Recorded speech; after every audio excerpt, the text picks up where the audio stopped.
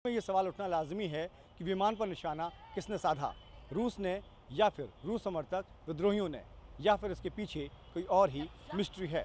Cameraman Ashok Kumar के साथ Raghavendra Dwivedi, focus news, Delhi.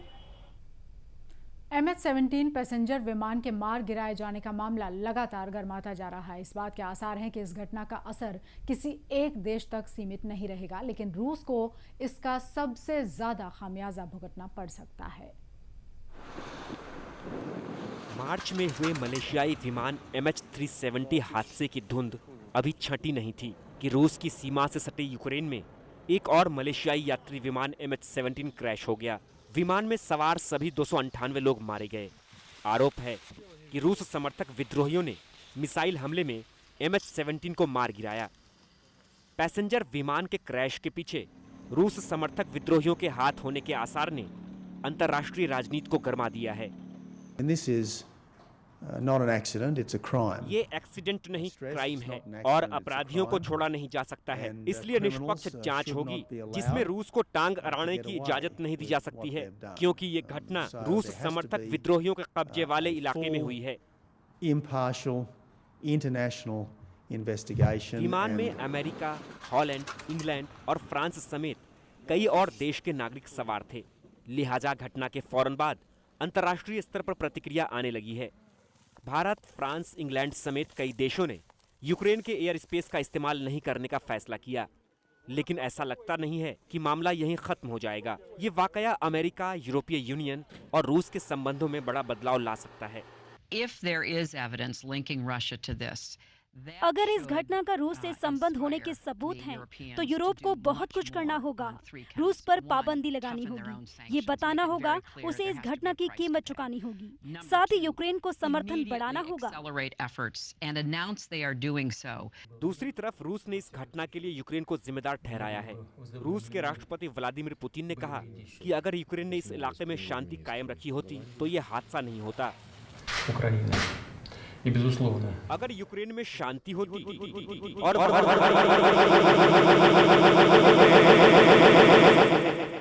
जिस देश की सीमा में ये हुआ है, इस हादसे की जिम्मेदारी भी उसी की बनती है।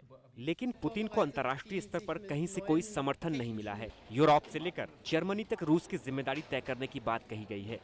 इस बात के काफी संकेत है कि विमान को मार गिराया गया। विमान हादसे की निष्पक्ष जांच जल्द से जल्द होनी चाहिए। इलाके में सीज फायर होना चाहिए और जो भी लोग इसके लिए जिम्मेदार हैं, उन्हें सजा दिलानी चाहिए। MH17 पैसेंजर मलेशियाई विमान के मार गिराए जाने पर रूस चौतरफा गिरता दिख रहा है। ऐसे में अमेरिका ने पहले ही उसे यूक्रेन के विरोधियों का साथ देने की वजह से पाबंदी लगा रखी है और उसको डर लग रहा है कहीं ऐसा ना हो कि यूरोपीय यूनियन भी उस पर पाबंदी लगा दे। लेकिन सब कुछ डिपेंड करता है ब्लैक बॉक्स रिकॉर्डर पर, जिसकी जांच में अगर ये बात साबित हो जाती है कि रूस ने मिसाइल दागी थी तो निश्चित तौर पर आने वाले दिन रूस के लिए अच्छे नहीं होंगे। कैमरा पर्सन अशोक के साथ वरुण सिन्हा, फोकस न्यूज़, दिल्ली। और अब चलते हैं अपनी सहयोगी श्वेता भट्टाचार्य के पास और समझने की कोशिश करते हैं कि आखिर विमान पर हमला कैसे हुआ और किस जगह पर यह हादसा सामने देख आया। मलेशियाई विमान MH17 पर गुरुवार को मिसाइल से हमला किया गया। पूर्वी यूक्रेन के डोनेट्स्क के पास ये हमला हुआ और प्लेन जो है वो गिर गया। सवाल कई खड़े होते हैं कि आखिरकार ये हमला किसने किया।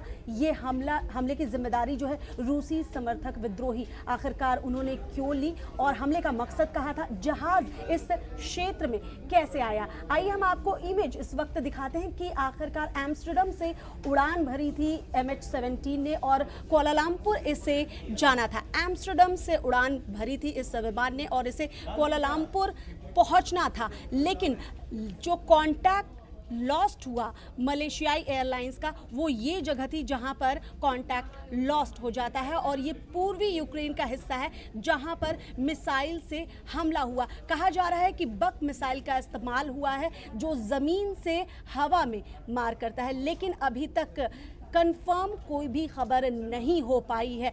अगर मिसाइल का इस्तेमाल हुआ तो किसने किया और ये जहाज जिसका ये रूट नहीं था वो आखिरकार इस क्षेत्र में कैसे घुसा। हम दूसरी तस्वीर आपको दिखाते हैं जो मलेशिया एयरलाइंस द्वारा जारी किया गया है कि इस विमान में कुल कितने लोग थे, कितने क्रू मेंबर थे। ये तस्वीर आप एक नज़र डालिए। मलेशिया एयरलाइंस MS-17 ने ये मलेशिया के एयरलाइंस ने जारी की है।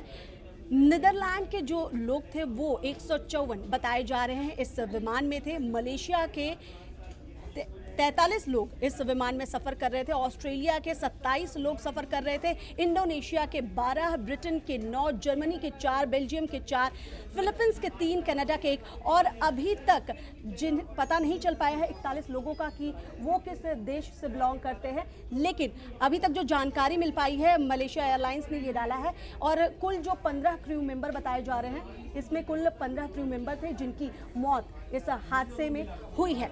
साथ ही साथ आइए एक नज़र डाल लेते हैं हम कि मलेशिया एयरलाइंस ने स्टेटमेंट जारी किया है। मीडिया स्टेटमेंट ये जारी हुआ है। जो रीसेंट स्टेटमेंट है उसमें बताया गया है कि आखिरकार B777 कब इसका मेंटेनेंस हुआ था। आप यहाँ पर डेट देख सकते हैं, 11 जुलाई 2014 को the aircraft last maintenance check was on 11 जुलाई 2014 और जो नेक्स्ट चेक होना था, यानी मेंटेनेंस की बात भी उठती है कि क्या वाकई में मिसाइल से हमला हुआ था या किसी तरह की कोई तकनीकी खराबी आई थी कि अचानक से ये जो सिविलियन एयरक्राफ्ट है वो ब्लास्ट हो गया। 27 अगस्त 2014 को अगली बार इसका मेंटेनेंस के लिए चेकअप होना था, लेकिन उसके पहले ही 11 जुलाई को लास्ट मेंटेनेंस होने के बाद ये विमान जो है दुर्घटनाग्रस्त हो जाता है। वहीं दूसरा मीडिया स्टेटमेंट हम आपको दिखाना चाहेंगे, ये भी 18 जुलाई जारी किया गया है। With immediate effect all European flights operated by Malaysia Airlines will be taking alternative routes avoiding the usual route. तो ये तुरंत ही प्रभाव से रूट में बदलाव कर दिया गया कि रूट चेंज कर दिए जाएं, क्योंकि ये भी एक बड़ा सवाल है कि आखिरकार इस क्षेत्र में जो जंग का मैदान घोषित है यूक्रेन और रशिया के बीच, जिस तरह से युद्ध चल रहा है, इस क्षेत्र में जो वॉर जोन कहा जाता है, ये विमान अचानक से जो कि सिविलियन एयरक्राफ्ट है वो वहां पर कैसे आया? क्योंकि जब भी किसी क्षेत्र में आप दूसरे क्षेत्र में दखल अंदाजी करते हो तो आप वहां एयर ट्रैफिक कंट्रोलर से पैसेज मांगते हो, लेकिन एयर ट्रैफिक कंट्रोलर ने किसी तरह का कोई पैसेज नहीं दिया था। उसके बावजूद ये जो विमान है उस क्षेत्र में गया। अब क्या वाकई में मिसाइल से हमला किया गया या ये विमान खुद ब्लास्ट हुआ, ये अभी तक खबर की पुष्टि नहीं हो पाई है, लेकिन ये कहा जा रहा है कि इस विमान पर मिसाइल से हमला किया गया। लगातार ट्विटर पर भी रिएक्शन आने लगे। जैसे ये खबर फैली उसके बाद लगातार रिएक्शंस आने लगे कि ये जो यूक्रेन और रशिया के बीच युद्ध चल रहा है और रशिया जिस तरह से अपने समर्थकों को, जो यूक्रेन में रूसी समर्थित विद्रोही हैं, उन्हें हथियार मुहैया करा रहे हैं, शायद ये उनकी करतूत है। लगातार उसके बाद ट्विटर पर भी रिएक्शन आने लगे। बिल्कुल उसको लेकर सवाल लगातार श्वेता यहाँ पर उठाया जा रहा है। और यूक्रेन में मारे गए मलेशियाई विमान के उड़ान से पहले का आखिरी वीडियो भी आया है सामने, और इस वीडियो में यात्रियों को विमान में सवार होते और अपने सामान को व्यवस्थित करते हुए देखा जा सकता है। तस्वीरों में आप देख सकते हैं कि एक एक कर मुसाफिर इस विमान में बोर्ड कर रहे हैं। ये यात्री इस बात से बेखबर हैं कि उड़ान के बाद इनका सामान और ये इनका सामना जो है वो मौत से होने वाला है। लेकिन ये तस्वीरें आप देख रहे हैं कि तमाम जो यात्री इस विमान से सफ़र करने वाले थे वो अपने सामानों को ऊपर की तरफ रखते हुए नज़र आ रहे हैं। कुछ यात्री बैठे हुए नज़र आ रहे हैं, लेकिन कुल मिलाकर 298 लोग इस MH-17 में सवार थे, जिनमें से 15 क्रू मेंबर थे। अब ये कहा जा रहा है कि 181 लोगों की डेड बॉडीज़ भी बरामद हो चुकी हैं। और इसे अब महज संयोग ही कहा जाएगा कि मलेशिया एयरलाइंस के 2 अलग अलग विमान हादसे में ऑस्ट्रेलिया के एक ही परिवार के 4 लोगों की मौत हुई है। गुरुवार को हुए मलेशियाई विमान MS-17 में अल्बर्ट और मैरी रिज की मौत हुई है। वहीं मार्च में जो मलेशियाई विमान MH370 हादसा हुआ था, उस दौरान भी इसी परिवार के 2 और लोग, रॉडनी और मैरी बॉरे की मौत हो गई थी। और ऐसे में अब ये समझना भी ज़रूरी है कि आखिर यूक्रेन विद्रोहियों ने विमान को निशाना क्यों बनाया, क्या है विवाद और विवाद की जड़ में कौन है।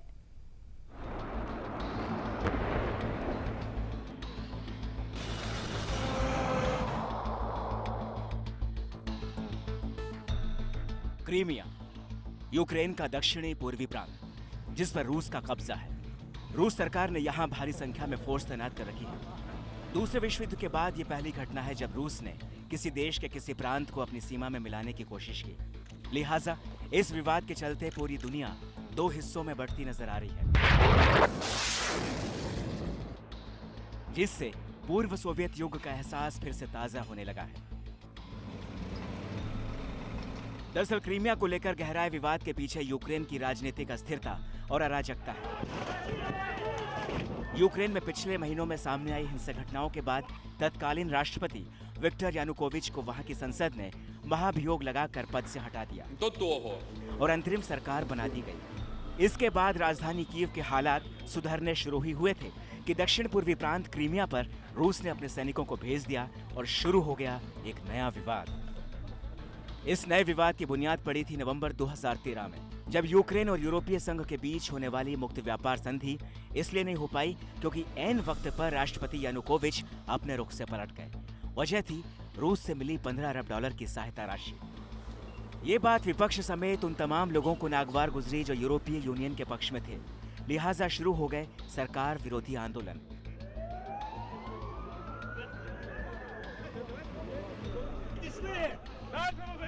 जिसमें सैकड़ों लोगों की जानें भी गईं और आखिरकार राष्ट्रपति विक्टर यानुकोविच को सत्ता से बेदखल कर दिया गया। ठीक इन्हीं घटनाक्रमों के दौरान रूस समर्थकों और सैनिकों ने क्रीमिया की सरकारी इमारतों, संसद, हवाई अड्डे और बंदरगाह पर कब्जा कर लिया। बहुसंख्यक रूसी भाषी क्रीमिया अब रूस के कब्जे में है।